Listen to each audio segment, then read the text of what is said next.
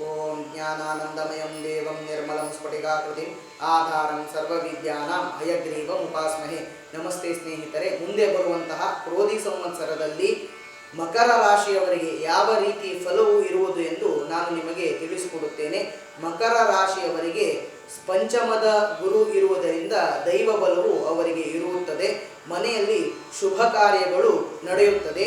ಸಾಂಸಾರಿಕ ಹಾಗೂ ಕುಟುಂಬದಲ್ಲಿ ಅಭಿವೃದ್ಧಿಯೂ ಆಗುತ್ತದೆ. ಹಾಗೆ ಮಕರ ರಾಶಿಯವರಿಗೆ ಆತ್ಮಸ್ಥೈರ್ಯ ಮತ್ತು ಧೈರ್ಯವು ಹೆಚ್ಚಾಗುತ್ತದೆ. ಸ್ಥಾನಮಾನ ಹಾಗೂ ನೀವು ಮಾಡುವಂತಹ ಉದ್ಯೋಗದಲ್ಲಿ ವಿಸ್ತಾರವು ಸಂಭವಿಸುತ್ತದೆ. ಶನಿಯು ದ್ವಿತೀಯದಲ್ಲಿದ್ದು ಈ ವರ್ಷ 7ನೇ ಶನಿ ಅಂದರೆ 7.5 ಶನಿ ಮಕರ ರಾಶಿಯವರಿಗೆ ಅಂತ್ಯಕಾಲದ ಘಟ್ಟವಾಗಿರುವುದರಿಂದ ಹೆಚ್ಚು ತೊಂದರೆಯನ್ನು ಶನಿಯು ಉಂಟು ಮಾಡುತ್ತಾನೆ. ನೀವು ಮಾಡುವಂತಹ ಎಲ್ಲ ಕಾರ್ಯಗಳಲ್ಲಿ ಕಷ್ಟ ನಷ್ಟಗಳನ್ನು ಅದು ತಪ್ಪುವುದಿಲ್ಲ. ಹಾಗೆ ನೀವು ಕೆಲಸದಲ್ಲಿ ಬೇಕಾದಂತಹ ಉತ್ಸಾಹವು ನಿಮಗೆ ಇರುವುದಿಲ್ಲ. ಅತೀವ ಮಂಡತನ, ಅತೀವ ಹಠ ಮತ್ತು ಅತೀವ ಶಾರೀರಿಕ ತೊಂದರೆಯನ್ನು ನೀವು ಎದುರಿಸಬೇಕಾಗುತ್ತದೆ.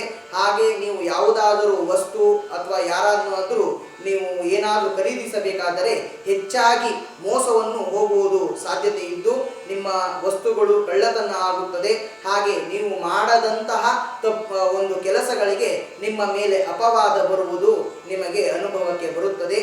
ಶನಿ ಶಾಂತಿ ಹಾಗೂ ವಿಷ್ಣು ದೇವರ ಆರಾಧನೆ, ಅಶ್ವತ್ಥ ವೃಕ್ಷ ಪ್ರದಕ್ಷಿಣೆ, ವಿಷ್ಣು ಸಹಸ್ರನಾಮ ಪಾರಾಯಣೆ ಮಾಡುವುದರಿಂದ ನಿಮಗೆ ಶುಭ ಫಲವು ಬರುವುದು. ಶ್ರೀ ಕೃಷ್ಣಾರ್ಪಣಮಸ್ತು.